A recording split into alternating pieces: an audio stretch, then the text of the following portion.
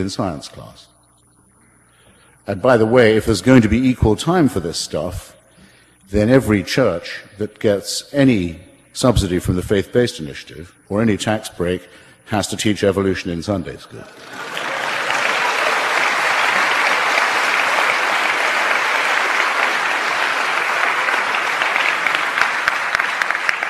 By law. As a fellow anti-theist who is coming to believe more and more that you can't make accommodation with a pack of lies, I decided to give the other side a chance, and at lunchtime I went to a cathedral right near here, and I saw some people who were sitting there, and they found a place where they didn't feel judged. And I saw two nice young men who were going over there, the ceremony for them to become priests and serve their community. And I went home and I read a very charming little story about people in a Muslim village hearing the call to prayer, and the high and the low taking off their shoes, bowing their heads, and coming together. And as an anti-theist, I think it's all very well to say, this is nonsense, what you believe. But what can we do to call the community together? Have you given that some thought? Sure. Good question. I mean,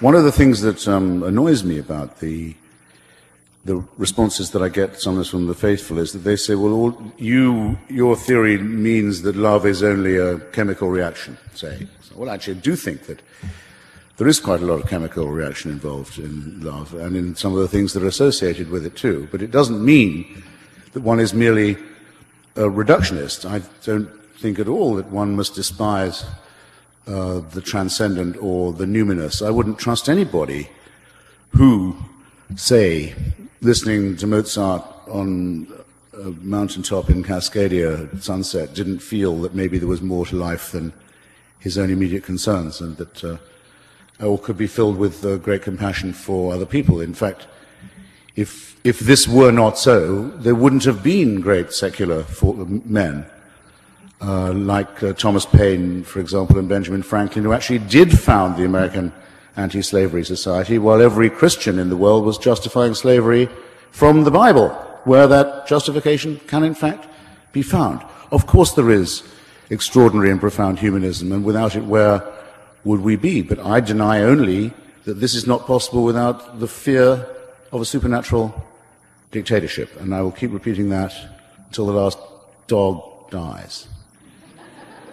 I also have a wager that I put to the religious in these cases, and you may be interested to know that I've tried it with everyone from the guy who founded Bush's faith-based initiative, Mr. Olasky, to various Baptist pastors, a Buddhist nun, a rabbi, charismatic Catholic, various pastors on radio and television all up and down the country. Not yet an answer from them.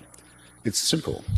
You have to name or cite a moral action performed or a moral statement made by a believer that could not have been made by an atheist. That's all you have to do. And it cannot be done. So your question is a nice one, but it's surplus to requirements. Comrade. One of your anti-God competitors, Sam Harris, makes the point as a primary thesis in his book, The End of Faith, that real responsibility for the situation which you've been describing is the tolerant religious person who will not take a firm stand and put down erroneous liberal principles. I just wonder whether you would put responsibility on the tolerant religious person as Sam Harris does. Yes. I mean, I'm a very great admirer of Sam Harris, even though he turns out to be a bit of a Buddhist. I mean, unlike me, he is a qualified neuroscientist, and he does think that there can be consciousness independent of the brain. And that's an argument I'm very interested in having. I doubt he's going to win, but it's a pleasure to argue with him, I have to say. By the way, what does the Buddhist say to the hot dog vendor? Make me one with everything.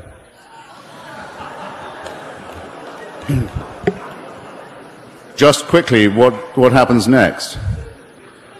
He gets a slathered hot dog and from beneath his saffron robes produces a $20 bill, hands it to the vendor, munches, nothing occurs. He says, "Where's my change?" You know what's coming. Change comes only from within. I'll give you an example of what I mean and why I think that those who criticize me for only taking religion at its worst say, well, you're right about the fundamentalists and the extremists, but what about the mainstream? I say this. Remember last year, the Danish case, where a huge organized attempt was made to destroy the economy of a small democracy in Northern Europe, Denmark, because its prime minister refused to break his own law, the law of his country, to censor cartoons in an afternoon newspaper in Copenhagen. With the backing of all the members of the Arab League, a boycott was declared on Denmark to try and sabotage its economy. Its embassies were burned, its diplomatic immunity was violated in countries where demonstrations are not normally allowed. Random Scandinavians, whether Danish or not, were set upon and murdered. There was a huge outpouring of mayhem and cruelty and bigotry that had quite clearly been very well rehearsed in advance. Bad enough, you might think. Not one media outlet in this country would agree to show those cartoons. In a time completely dominated by the image, my profession, I mean, totally dominated by images, much too much so, they wouldn't show, here's the picture or the pictures that all the fuss is about.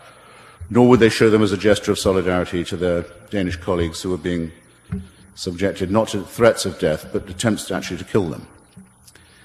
And when a small magazine, and I know very well why this was, because I know the editors who took the decision, they were either extremely afraid of violent reprisal if they did their job, or, coming closer to your point, they were afraid of offending religious people.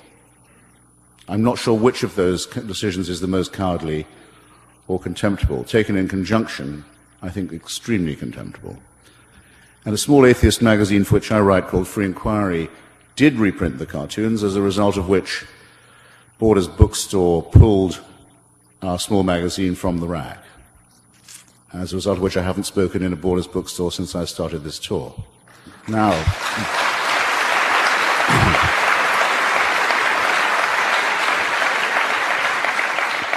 in other words, in the heartland of free expression and constitutionally protected free speech, a complete, across-the-board capitulation by everybody and a discrimination against those who were willing to stand up against it. This is very severe. What did the Pope say? Seeing Danes being threatened, Danish economy sabotaged, Danish embassies burned, what did he condemn? The cartoons for being profane. That was the line of the Vatican. That's what our State Department said. It said it regretted the offense given by the cartoons. This is a fantastic surrender. It means the extremists have the whip hand, and we've got no right to say that in criticizing religion, we're only singling out the fanatical or fundamentalist majority. No, in the name of tolerance, you're identified for it. In the name of multiculturalism, in the name of respect, in the name of all these things, they were parodied. And an abject collapse in the face of religious fascism occurred that I, for one, am not going to forget or allow to be repeated. Muted applause for that. Oh, thank you. Not to nudge you too hard. If people don't applaud, I can become quite morose. Hurt, you know. Not upset, just hurt. Sir. So, over the course of history, what happened or what is in place that enables billions of people across this planet to believe that a book built by a process as intensely political as that of the Bible is the way that we should live our lives? And how is it that the same people can dismiss particular parts of the Bible, for instance, the book of Joshua, and still say that that book is the absolute authority, the word with a capital W? Yeah, well,